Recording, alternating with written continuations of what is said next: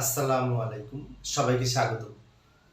প্রিয় শিক্ষার্থী বন্ধুরা, আজকে আমি আইসিটি বিষয়ের এই যে মৌলিক লজিক গেট দ্বারা এক্স অর গেট কিভাবে বাস্তবায়ন করা যায় সেটি ব্যাখ্যা করব।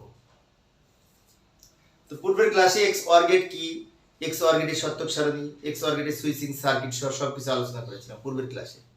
আজকে মৌলিক লজিক গেট দ্বারা এক্স অর গেট বাস্তবায়ন নিম্নরূপ। কিভাবে মৌলিক লজিক গেট দ্বারা এক্স অর গেট বাস্তবায়ন করা যায়? আচ্ছা, আমরা জানি যে এক্স অর গেটকে বিভিন্ন ভাবে বাস্তবায়ন করা যায়। এক্স অর গেটকে নর গেট দ্বারা বাস্তবায়ন করা যায়, এক্স অর গেটকে ন্যান্ড গেট দ্বারা বাস্তবায়ন করা যায়, যেটা আমি পরের ক্লাসে দেখাবো। আবার এক্স অর গেটকে মৌলিক লজিক গেটের মাধ্যমে বাস্তবায়ন করা যায়। তো আমরা প্রথমে আমরা জানি যে এক্স অর গেটের সমীকরণটি হচ্ছে এরকম। এস সমান মনে করি এ এক্স অর বি, মনে করি এসটা আমি কাল্পনিক নিয়েছি। মনে করি এস সমান A XOR B, A XOR B, এটাতে এক্স অর গেটের সমীকরণ, তাই না? ফাংশন। এখন এইটার একটা মৌলিক উপস্থাপন আছে। এইটার বিভাজন উপপাদ্য কি মনে আছে? এটার বিভাজন উপপাদ্য হচ্ছে A not B plus A B not, A not B plus A B not, A not B plus A B not. এটা হচ্ছে বিভাজন উপপাদ্য। তাহলে আমরা যদি এটার সমান যদি এটা হয়, এইটা দিয়ে যদি আমরা এই গেট অঙ্কন করি, সেটি মৌলিক লজিক গেট দ্বারা এক্স অর গেট বাস্তবায়ন হবে।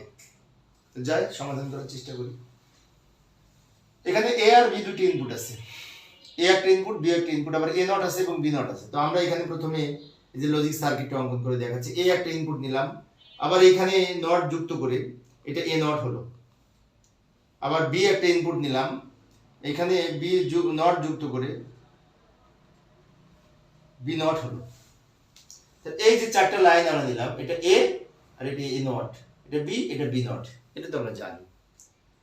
এখন যদি এটা দিয়ে আমি এটা এ গেটটা অঙ্কন করি, তাহলে সবগুলি মৌলিক হবে। মৌলিক কোনগুলি? অর এন্ড নট, এই তিনটা মৌলিক লজিক গেট না? তাহলে নট অলরেডি অঙ্কন করেছি, আর বাকি এইটার এটা গুণ করে এটা এন্ড পাবো, এটা গুণ করে আবার এন্ড পাবো, আবার এই দুটোর আউটপুট লাস্টে আবার যোগ হবে, অর পাবো। তার মানে কি? অর এন্ড নট তিনটাই কিন্তু এটা দ্বারা বাস্তবায়ন হচ্ছে। যাই সমাধান করি। এখানে কি করব? এ নটের সাথে বি গুণ করব। এটা নট, এটা বি, দুটো মিলে কিন্তু গুণ হয়েছে, গুণের জন্য এন্ড গেট, গুণের জন্য এন্ড গেট, এটা তোমরা জানো। এই যে আউটপুটটা বের হলো, এ নট বি লিখতে পারি, এ নট বি লিখতে পারি। এবার এ এর সাথে বি নট গুণ করব। এ হচ্ছে এই লাইন, বি নট হচ্ছে এই লাইন, এ নট আর বি দুইটা মিলে আবার গুণ হয়েছে, গুণের জন্য এন্ড গেট, এরকম এন্ড গেট দিয়ে এর মতো দেখতে। যে লাইনটা পেলাম এ আর B not, A B not, ভালো করে লক্ষ্য করি। এ নটের সাথে বি গুণ করেছি, এ নট আর বি দুটো গুণ হয়েছে, তাই এ নট বি লিখেছি। এ আর বি দুটো মিলে আবার গুণ হয়েছে, এ আর বি দুটো মিলে আবার গুণ হয়েছে, তো এ বি নট লিখেছি। এখন কি করব? ফাইনালি এটার ফলাফল এটা, এটার ফলাফল এটা। এখানে কিন্তু যোগও আছে, গুণও আছে। তো গুণের কাজটা আমাদের আগে করতে হবে সরলের নিয়ম অনুযায়ী।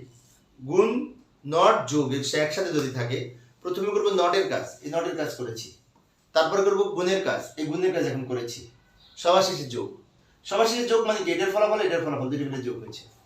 দুটো মিলে যদি যোগ করতে চাই, এটা আমি নিচের দিকে একটু টেনে ছোট করি, এটা নিচের দিকে উপরের দিকে টেনে ছোট করলাম, এটা মিলে যোগ করতে চাই, যোগ করার জন্য একটা অর গেট। এই যে ফাইনালি আউটপুটটা বের হলো, এটা এস এর মান। এইখানে যদি লক্ষ্য করে দেখি, সব লজিক গেটগুলো আমরা মৌলিক অঙ্কন করেছি। এটা নট, দ্যাট ইজ মৌলিক লজিক গেট। এটা এন্ড, এটাও মৌলিক লজিক গেট। অর, এটাও মৌলিক লজিক গেট। অর্থাৎ আমাদের যে বলেছিল এক্স অর গেটকে মৌলিক লজিক গেটের দ্বারা বাস্তবায়ন করো, তো আমরা এক্স অর গেটের মেইন সূত্রটা এখানে লিখেছি, সেটার সমান এই সূত্রটা আছে, বিভাজন উপপাদ্য অনুযায়ী আমরা লিখলাম। তারপরে এটা দেখে দেখে আমরা এখন লজিক গেট অঙ্কন করে দিলাম, সেটি হচ্ছে টোটাল এস এর মান। তো প্রিয় শিক্ষার্থী বন্ধুরা, আমি একজন সরকারি কলেজের শিক্ষক। শিক্ষার্থীদের অনুরোধে অনলাইনে ক্লাস নিই, পরের ক্লাসটি দেখার আমন্ত্রণ রইল।